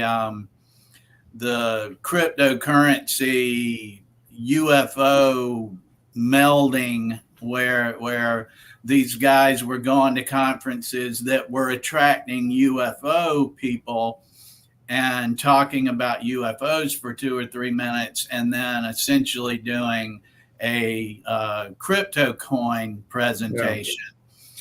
Yeah. One of the things that attracted our attention about that was one that I'm sure many people will have heard of called SafeMoon, that was being talked up, I'll say, by Brandon Fugel, the recorded owner of Skinwalker Ranch. And so as we looked into that, we found, this peculiarity and that peculiarity. And then Mr. Fugel was sitting on the Utah State blockchain committee. And that committee was releasing statements like wanting Utah to be the next Wall Street of cryptocurrency and things like that. And they also had an attorney on that committee that was warning the committee to tap the brakes, that he saw some problems with the full scale promotion of cryptocurrency and decentralized banking, they were calling it, and things like that. Yep. And then as we're looking into this, the FBI and SEC roll up the SafeMoon CEOs that were operating in the greater Salt Lake City area. And one of them, last I was aware, is still a fugitive. They have warrants for him, and he hasn't been located yet. So, yeah, you absolutely get to a point of where you're like, never mind that the Attorney General is appearing on a dubious cable television show about space ghosts. What's this thing going on with this SafeMoon and cryptocurrency? So yeah, you absolutely come at it one way and just start asking, what's he doing? Why did he do this? Why aren't they taking this attorney's concerns? And then you end up with, wow, again, I'm not sure what all that indicates. I'm not suggesting necessarily any nefarious intent or ill will, but these things certainly get curious when you just see them again and again and again. Yeah, and you look at Cynthia Lummis again. I mean, she was just this week talking about setting up I believe this was University of Wyoming. She was talking about setting up a Bitcoin research institute, at the University of Wyoming. There's been a bunch of interest about, setting up laws that make it possible to do stuff. There's a thing in crypto called distributed autonomous organization, a DAO, DAO, that would allow you to use crypto to basically set up a kind of a corporation that can do stuff. And, as you say, this sector attracts, grifters, it attracts criminals. I think, one of the things that I try to push back against is that people just say, oh, crypto is only good for money laundering and organized crime, and it's not good for anything else. We don't have to worry about it. It's just bad. And I would just put an asterisk on that and say, well, given that the effort of these guys really is to take out the dollar and the Federal Reserve, it's worse than just bad because it is a scam that harms non-participants. Most scams, as long as you stay away and don't participate, then you're golden, right? That's true of like Madoff or any other, like Ponzi scheme. But the problem with this scam is that it actually, if it grows beyond a certain size and gets a critical mass with government beyond a certain size, you're going to get wiped out, even though you didn't play. And that should be something that people, really take home, because, this stuff is a danger to everyone. And, sure, it may not get to that point, but let me tell you, these guys are trying really hard. And the thing that we don't know, this is the old Donald Rumsfeld quote, we don't know the things we don't know. And when you're in a time of great uncertainty and instability, which arguably we are, I mean, we've had assassination attempts and swapping out candidates and big elections, and we've got, God knows what's happening in the Middle East right now, and Ukraine's a mess. Like, there's a lot going on. And so the incentive for crazy shocks is high, which will induce chaos. And when you have chaos, that's an opportunity to make changes that people may want us to see happen. So, for example, if we do default on our debt, next year, you're going to see all kinds of crazy stuff going on with cryptocurrency and with gold and with Russia and China with currencies. And we don't know where that ends. So if you want stability, get out ahead of this stuff and block it. Yeah, like you saying all that's going on, I was just observing recently how as important a story as climate change is. In the past few days, it's kind of taken a back seat because there's just only so much that we can take as a culture to prioritize at any one time. Well, and it's, here we are and it's summertime and each day, is like, oh, was today the hottest day on earth ever? Well, maybe.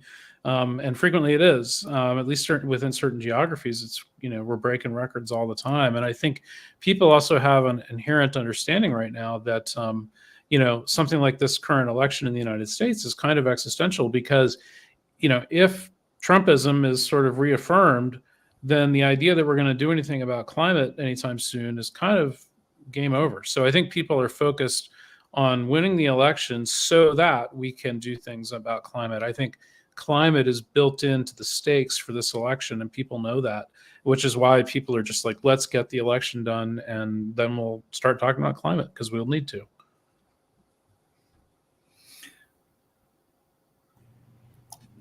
Jack, do you have, I know that you had a list of questions, and I think that you've touched on all of them with the difficulties, the technical difficulties. Is there anything? I have to say that Huxley was mentioning in chat that there's an electromagnetic storm and things, and so that's I've noticed that some of the Schumann resonance stuff has been getting some play, although I don't know whether any of that stuff has any meaning at all, but it is an information channel. And to the extent that people are pushing those information channels with the idea of telling people something's happening, then you have to take that seriously just as an information artifact, even if it's not rooted in any other reality. Oh, interesting. I've been watching that for a long time. Okay, can you go deeper into that? Because I would like to know. Yeah, so one of the things that you'll see coming out of some of the FSB linked disinformation cults, which I'll not name the one that has currently issued a fatwa on me so as to not inflame them further, but there's one in particular that has been putting out all kinds of apocalyptic videos about how the sun is going to have all these sunspots and the Earth's magnetic resonance is shifting and we're all going to transition into 5D and Yellowstone is going to erupt and the entire world is going to go through a cataclysmic, geologically driven change that will reshape life on Earth for the handful of people that live through it. And of course, that's probably not true. It's probably just the FSB pushing out propaganda.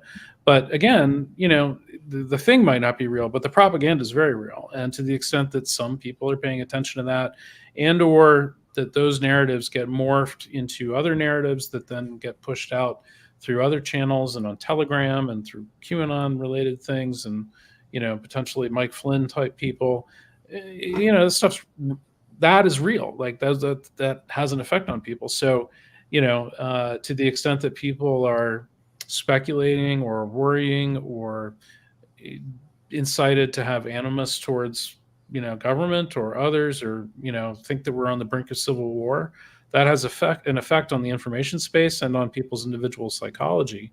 And so that's why I broadly pay attention to this stuff. It's not like something I look at every day, but I have a network of people that sends me stuff, and when there's something funky going on with the Schumann resonance, I generally see it.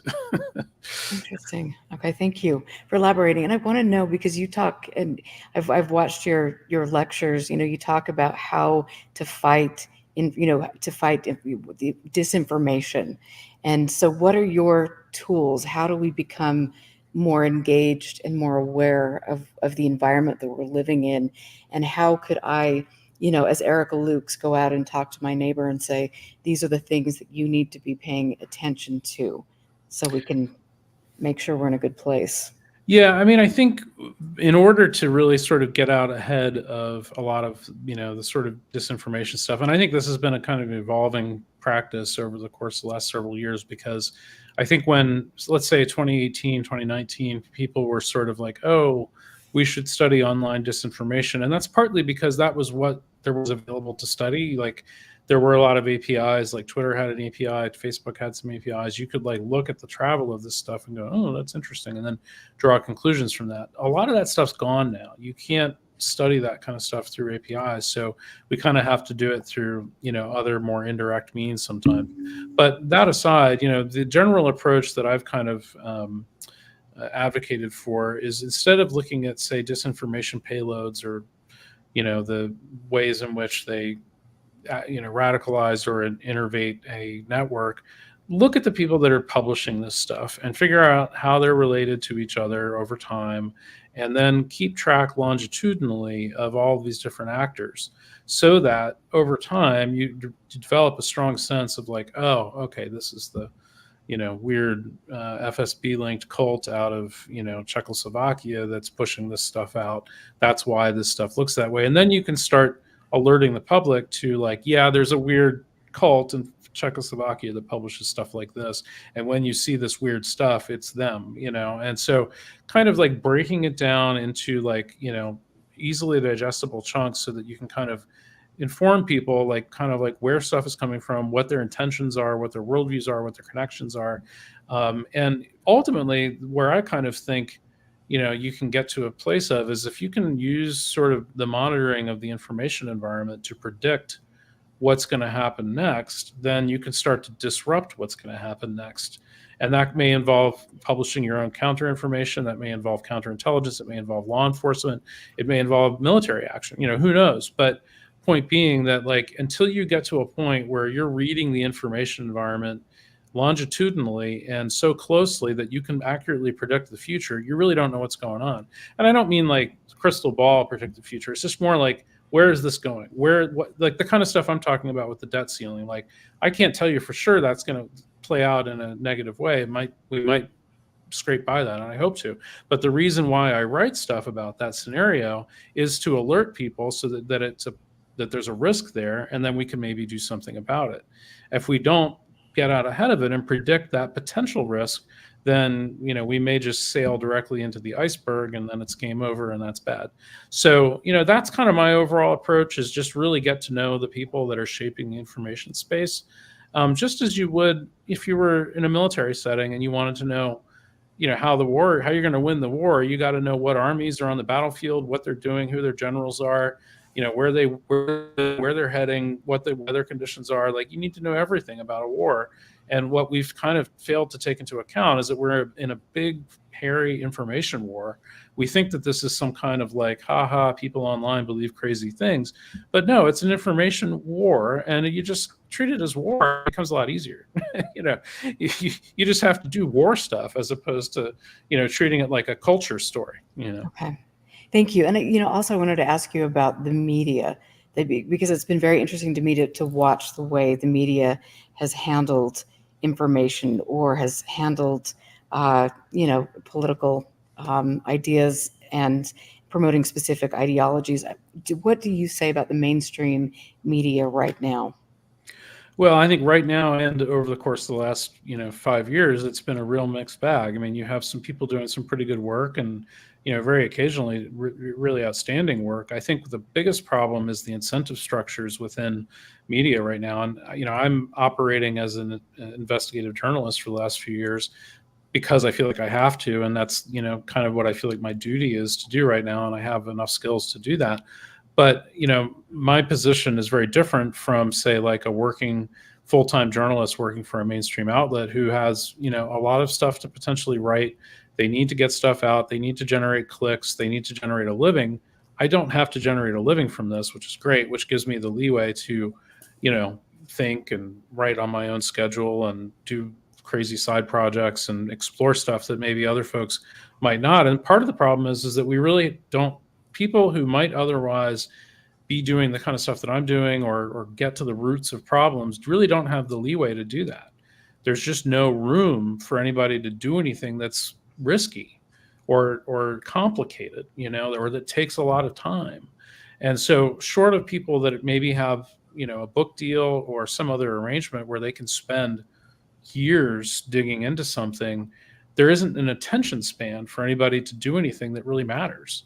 So most of what we end up getting in the media is this kind of reactive 24-hour news cycle kind of stuff. And the problem with it is that if you're basing an article, say, on stuff that you pulled in over the course of like 24 or 48 hours, that's not going to say anything because there's not enough information there. And you haven't had any time to do correlation or think or put together some broader narrative that actually tells a story. And again, that's obviously there are longer form things and even some pretty thoughtful short form journalism, but it's kind of the exception. Most stuff is like, hey, Elon Musk put out a tweet earlier this morning, and then 62 different little outlets write a story about that tweet.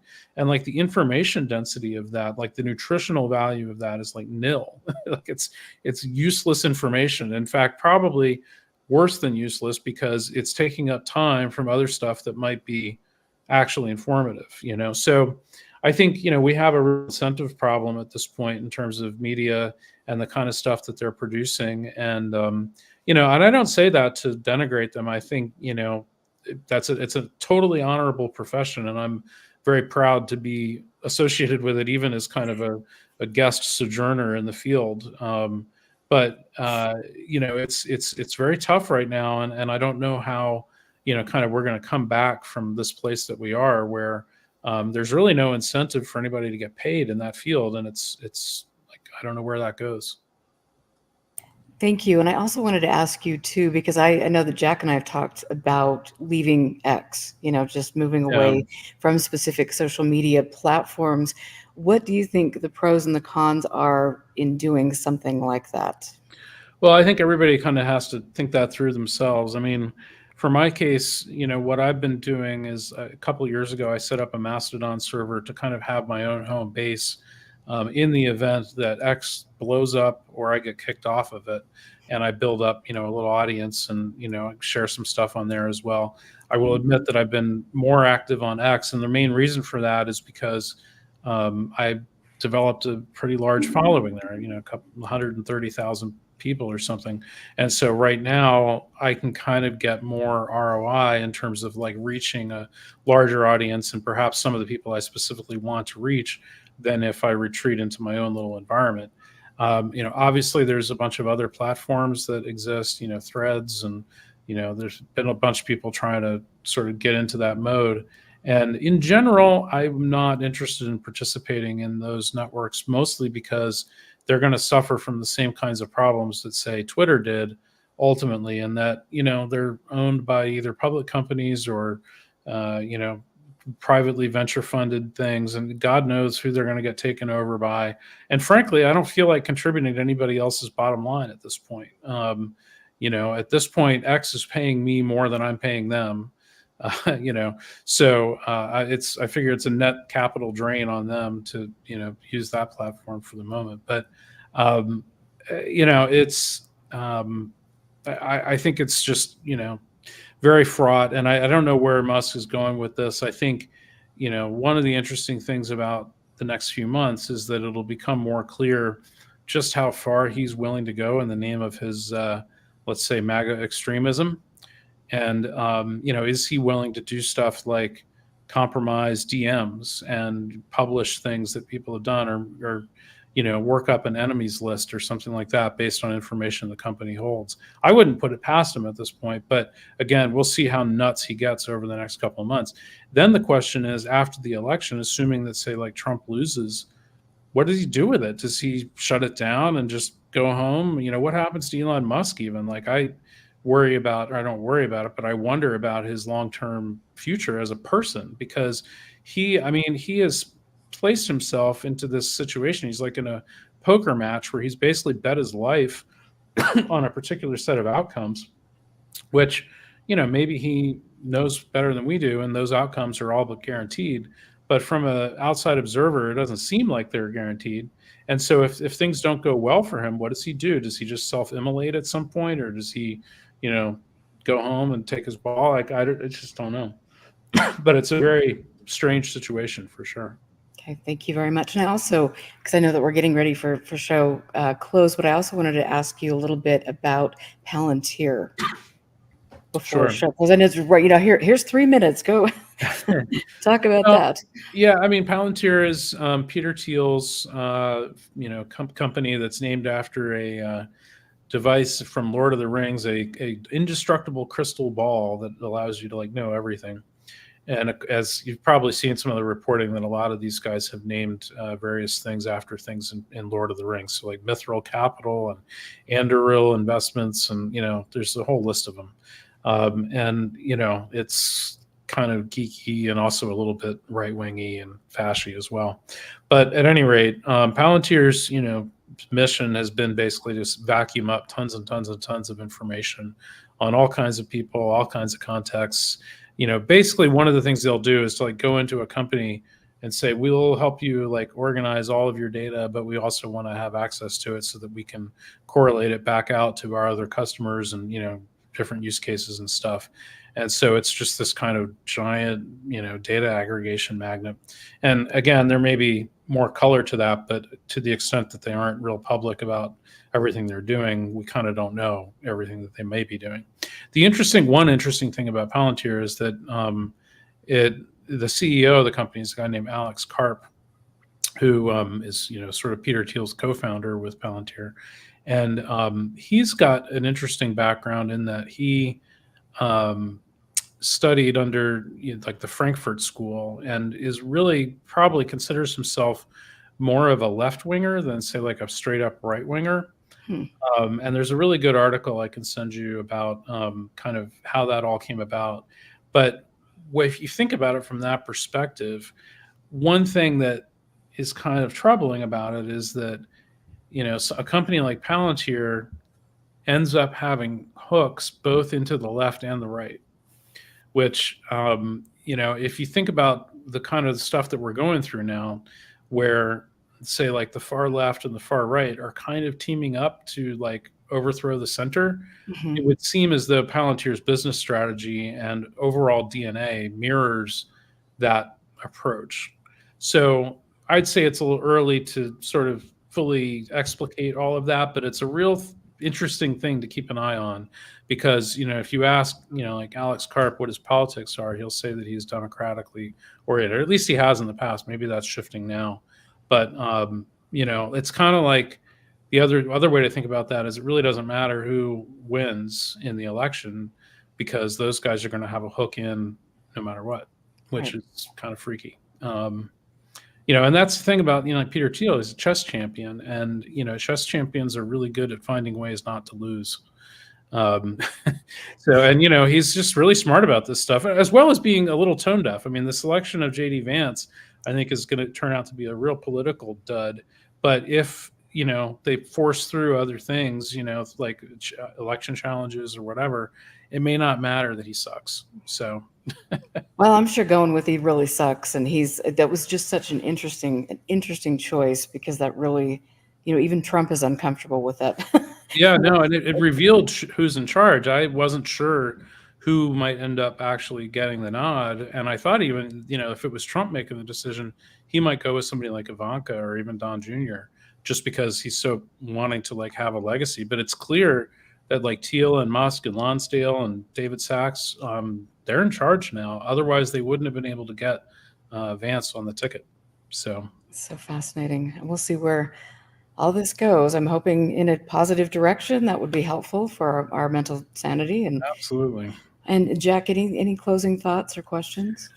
Just what the circumstances, kind of the discussion reminds me of at this point is the work we looked into, of Jensine Andresen, how she documented that venture capital funds and intelligence agencies and startup corporations were kind of intersecting. And it used to be that the CIA or an intelligence agency would often use a nonprofit corporation as a cutout to then move money around.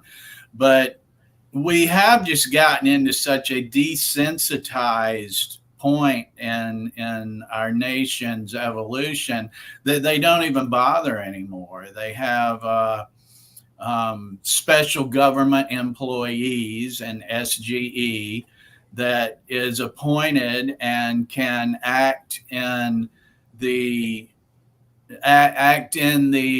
interest of a contractor, an intelligence agency, a military branch. And this obviously, when coupled with venture capital, is all about making money and ensuring power and future decisions.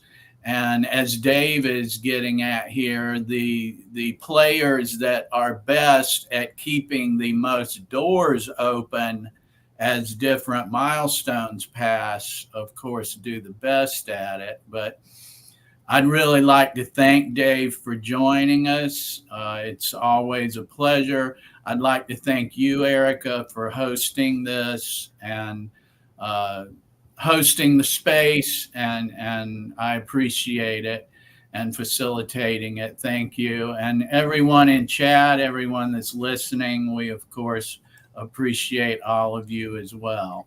Yeah, absolutely. Thank you so much. And I knew this was going to be a really timely and important conversation. And so I appreciate you taking time to be here with us and explaining some of these things that I will make sure I pass on to people that I know and love and that need to hear this information. And I also want to just, highlight again this article that just dropped yesterday, the Washington Spectator, the wide angle Peter Thiel and the American Apocalypse that you wrote. And you can check out all of your work as well, Dave's work on davetroy.com. So thank you, Dave, for everything. And I hope you stay safe. And I look forward to seeing your tweets when you go to the DNC. Have a wonderful and safe time. Thank you both for having me on. I really enjoyed the conversation. Have a wonderful evening. Thank you. I knew that was going to be great, Jack. So thank you for lining that up. I just have so much respect for Dave. Thank you for being my partner. Thank you for doing such great work at Expanding Frontiers. And I want to just say I appreciate all of you sticking with us, even though we're sometimes broadcasting at different times. You can go to expandingfrontiersresearch.org to check out our work and also to join our Patreon. Thank you very much, you guys. We will catch you next week, and we'll be posting the day and the time and the guest coming up quickly. So you guys take care, stay safe, and make sure you understand the importance of work by people like Dave Troy. It's really an important time. Thank you guys. Have a wonderful weekend.